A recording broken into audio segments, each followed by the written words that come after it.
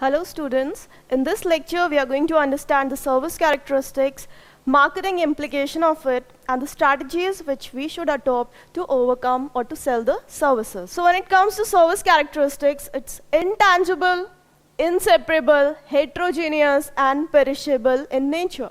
If we see the characteristics of services, they are themselves the limitation of a service. That means if we know the characteristics of services very well, we'll see that they are the limitations we face in selling or providing a service. So if the service characteristics are clear, what will happen? What is the marketing implication of it, and what strategies we should adopt to sell a service? Because in case of products, it's very easy to sell a product, but when it comes to services, we face a lot of problems or difficulties in selling a service. So what we can do?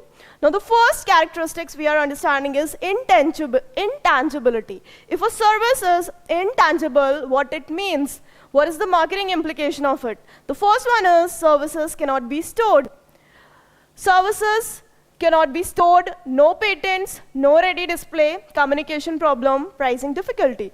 That means services cannot be stored, you cannot store the service, you cannot display them, ready display, as in the case of products, you can see a product even if the seller is not able to not able to show, not able to explain the quality of the products, then also it becomes easy for you. Just by looking at the product, you can compare it by yourself. Maybe you're purchasing a handset, so you're comparing the handsets, you're comparing an iPhone with a Samsung Galaxy or a Motorola, so you are comparing the features, you are handling it, you are finding it, is it easy, is it difficult, what are the features, what are the requirements which I want, so you are comparing. In case of products, it is easy for you. Maybe you have searched on net, maybe it is not necessary that the seller is going to explain it. The buyer can decide it. But when it comes to services, services cannot be displayed. That means you cannot take the service like this. This is A, B, C, D. So I want this service, I want this service. No. You cannot display the service. You don't know what kind of service will be coming to you.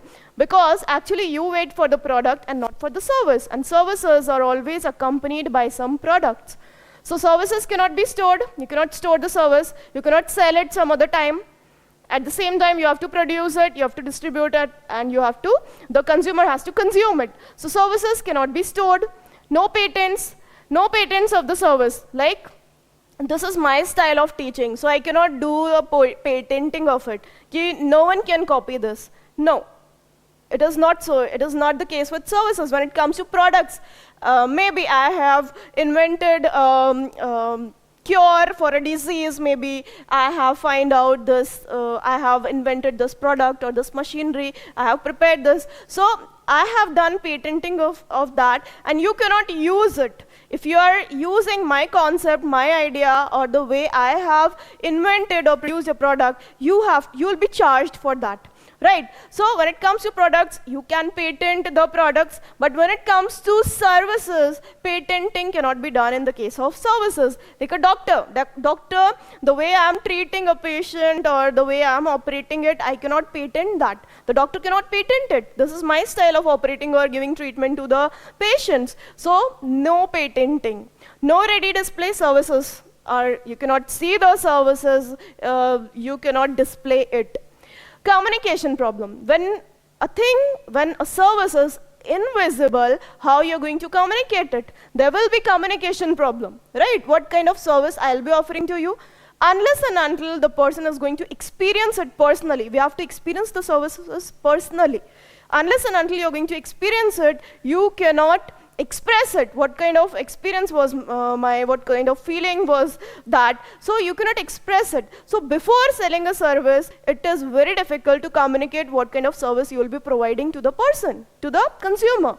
So communication problem. How you're going to communicate that you're going to give the best quality service? Of course, you're going to, the seller, the service provider is going to say that I'll be providing you the best quality service, but still, what is the surety of it? So there is communication problem. Pricing difficulty, when you cannot see something, when you cannot show something, how you're going to decide the price for that thing. When something is visible, it is very easy to decide. Suppose we are buying a cloth, we are going to purchase a dress material or a shirt. So we can see the texture, we can see the color, whether it is suitable for me or not. We can see the quality, texture, and then we can decide, okay, this much price is okay, right. You can see the thing, you can compare it, you can just buy yourself. The buyer can take the decision, this price will be okay for purchasing a thing. But when it comes to services, when you are not able to see anything, how you're going to decide this should be the price of this service? So there is a pricing difficulty in case of services. So now what strategies you should adopt?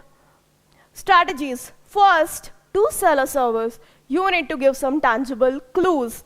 Now tangible clues means, like suppose, we'll take the example of an hotel or a college as well, we can see. Now the college, education industry, the courses we offer, the services, what kind of service we offer. So they need to give, the hotels or the colleges, they need to give some tangible clues. Right, now how they are going to give? They're going to show the infrastructure, they're going to show the laboratories, they're going to show the library, they're going to make a video of the alumni, their experience, their placements, where they are working, right? So you're going to show these things, you're going to give some tangible clues. You're going to give some tangible clues. And a company's website, if it is updated, speaks a lot. You're giving some tangible clues. Same with hotel. In which hotel I need to book? I need to book a room. I need to visit Ooty, I need to Shimla, I want to go. So which hotel I'm going to book? So you're going to check the website. Of course, directly you cannot go there and you can decide. You have to do planning. Everything is planned. You have to plan, you have to decide the budget, right? So when you're when you are deciding in which hotel I'm supposed to book the room, so you're going to decide, you will be getting some tangible clues. The infrastructure, the rooms, the decoration, the staff members, how they are providing service, what kind of services they are offering. You're going to check the reviews, you're going to check the rates, you're going to check everything, and then that will be tangible clues. And it helps in taking the right decision, in making the right decision. It helps the consumers to take the right decision. So tangible clues are a must. You're showing the pictures, videos, you're showing what product you're offering and what services you will be offering, because if the infrastructure is developed, if a company is good, then it shows that they are going to provide good quality service. Then personal sources. Personal sources, we take the help of personal sources in deciding whether to take this service or not. Just take the example of a doctor. If someone has already visited that doctor and the treatment was successful, good, so you will ask the other person, how was your experience, how was the treatment, how was the operation? So whether I should consult that doctor or not. Right, so you're utilizing personal sources. Secondly, you're asking your friend, how was your experience staying in that hotel, or how was your experience in that flight? So you're relying on personal sources. You're asking your family members, friends, personal sources for taking any service. Next is organizational image. When it comes to brands, like brand value, when it comes to organizational image in any hotel or of any doctor or of any hospital or of any college, like IPS Academy, it's a big brand name, right? It's a big organizational image. If it is IPS Academy, that means it is offering good quality, they are offering courses, and the study material and the teaching pattern and the courses which you offer and the placements is good. Right, so organizational image, you're using the organizational image, the infrastructure is good, the quality of service which you're providing is good, right, the teaching pattern is good, so you are using organizational image. Next, when it comes to hotels, 5-star, 7 hotel, Taj Hotel, Oberoi's, ITC, right, so organizational image. Now you are relating it with quality. If they are 5-star, 7 stars hotel, that means you are relying on the quality, because if they are having a good reputation, a good name, that means they're never going to compromise with the quality. Otherwise, they're going to lose their goodwill. That will be in danger, their reputation. Right, so a company having a good image, good reputation, they are not going to compromise with the quality, so you will go with the organizational image. Post-purchase communication. Next is post-purchase communication. Whenever you offer a service to any person or a consumer, so you ask the feedback, and it helps for further providing of services. Like post-purchase communication is important because you are asking them, how was your experience? Do you like it? Whenever we go visit a hotel, they ask us to perform, how was your experience? Did you like the food? Did you like the service? How was the service? How was your, right? Now same with whenever we purchase a mobile phone or a four-wheeler, they ask, how's your experience? Is it running properly? Are you having any difficulty in using or handling it? Are you facing any kind of technical problems? So post-purchase communication is a must to develop good relations, plus to sell services to other person as well. Next, they'll be coming because of this only. Next, characteristic of services, inseparability. That means services are produced, distributed, and consumed at the same time. Services are inseparable in nature. We know that. Now, what is the marketing implication of it? Consumers are involved in production process. Yes. When it comes to products, they are not involved in the production process. But when it comes to services, consumers are involved in production process. That means, like, I have given the example. Again, I'm giving it, right? Right now, I'm delivering a lecture to you. I'm right now producing it, distributing it, and at the same time, the students who are watching this video, they are understanding the lecture. So that means the consumer is involved in the production process, production and consumption of services, right? Next is no mass production. You cannot produce the services in bulk. Supply-demand match. There is a difficulty. Supply, where there is a demand, the service should reach there in time. There is a demand, but if you are not able to supply the services on time, there will be difficulty. So that is the marketing implication. Now, what strategies you're going to adopt? First, selection and training of service providers. Now, selection and training of service providers so that they can deliver the service easily to bulk, to large consumers. They can cover a large number of people. So when they are trained, when they are carefully selected, and when they are trained, so they'll be providing fast service to the consumers, and you can cover a lot of, you can satisfy a lot of managed consumers. Now there are some problem when we need to manage consumer, like when it comes to doctor. A doctor is going to there will be only one patient. When a doctor, when you take a consult, when you consult a doctor, there is only a one patient. The doctor is not going to consult so many patients at a time. Every patient will be having different problems, right? So how they are going to, what they are going to do, they ask you to take time. Okay? Ask and come, take time from us. Take an appointment from us, then come, right? Same with lawyers. They ask their clients to take appointment and then come, right? So this is how you can manage the consumers. Before coming, just inform, just give me a call, or just take appointment from my secretary, and then you can visit. Multi-site location. If it is difficult to cover large consumers, what you are going to do? Like suppose just take the example of banking sector. They have opened so many branches. Now why they are opening so many branches? Because they want to help the consumers so that the consumer can take the banking services easily, right? So they are opening branches at various locations, different locations. So they are going to, so that they can cover different consumers at different levels. They can consume, they can cover, right? Next, we'll take the example of a doctor. A doctor is providing his service in his clinic, in the hospital. Various clinics he has opened, not only in Indore, in Dewas. This is my, I'll be there for 3 to 5 p.m. I'll be in Indore. For 5 to 7, I'll be available in Dewas, like this. So they are giving you time. They are managing the consumers, and they are giving multi-locations, multi-site locations, so that it becomes easy for the consumers to reach there and take the service from them. Same with hotels. They have opened so many chain hotels are there, right? They want to provide more and more service to the people. They want to cover them. Third one is heterogeneity. Third characteristic of services, heterogeneity. That means services are going to vary. Services are variable in nature. Even if the same person is providing the service, then also the services are going to vary, right? Because human beings, they provide the service, and it will never be the same. So when it is heterogeneous, services are heterogeneous, so what problem you faces? Marketing implication is standardization difficulty and quality control difficulty. Standardization difficulty and quality control difficulty. Now you cannot give that this is A standard, B standard. You cannot give like this to services. You cannot give standard like this. Why?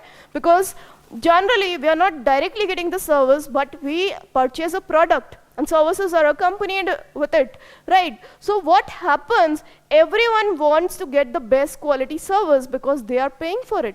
Everyone wants to get the best service at reasonable price, reasonable rates. So it is very difficult, standardization difficulty. No one wants to get a low grade service because they are paying for, everyone wants the best quality service, right? Quality control difficulty, service quality should be the best. It cannot be low quality as in the case of products. We cannot compromise in the case of service, right? So that is the marketing implication, that is the difficulty. Now what strategy you're going to adopt is, you can customize the services. Customize, that means, like suppose, you're visiting a hotel and you want to book a room. So the rooms will be available at various rates per day, 10,000, 20,000, 30,000. So what idea we get, that means if you're booking a room for 10,000, that means the facilities and services will be low. If you're booking a room for 20,000, the services will be more, the service quality and the facilities will be more. So you are customizing, you're offering a package. You're not directly selling a service, but you're giving a package to them. So it becomes easy for them. Now what is their budget? According to their budget, they're going to take the decision. Now directly you're not selling the service, right? So you're making it easy for the consumers. They'll not feel insulted or bad. They'll be, according to their budget directly, okay, I'll book a room for 10,000 or 20,000 if they want more service, if they want the best quality service and facilities, increased facility. So the best option is to customize the things. Offer packages. It will be, if you're booking a room for 20,000, these things are included in this. These things will not be included in this, right? Next is perishability. Next service characteristic is perishability. Perishability, once the service is gone, it is gone. You cannot store the service. No inventorization, no inventory, no inventorization. Marketing implication is you cannot store the service, you cannot keep it for longer time, or you cannot use it for another next time. So now what you can do? What you can do? What strategy you're going to adopt? Cope with fluctuations. Like suppose, cope with fluctuating demand. Now, same with like, when it comes to giving a lecture to a student in a classroom, interactive class I'm talking about. So what happens, those students who are present in the class, only they can get the lecture, right? Those who are absent, the lecture will be gone from them, for them. Lecture, they are not attending the lecture and it is gone. In the next class, maybe the teacher is going to repeat the lecture or not. It will be a next topic, right? So what happens, you can record that lecture and the student can again and again watch that lecture, right? So when you cannot do inventorization of a service, what you can do such thing. You can cope with fluctuating demand. Those students who are unable to present in the classroom, they can attend the lecture or they can watch the lecture afterwards, right? Next example I'll take of a hotel or of a restaurant. Now, if a restaurant works at 12 noon to 12 at night or 11 p.m. at night, right? So now what you can do, according to the number of visitors visiting the restaurant, you can increase or decrease your staff members. That means the service providers.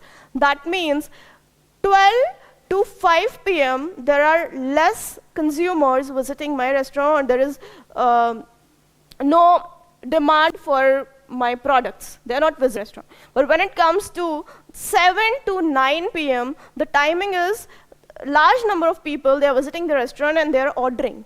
So what I have done, I am keeping 2 permanent employees or staff for my restaurant.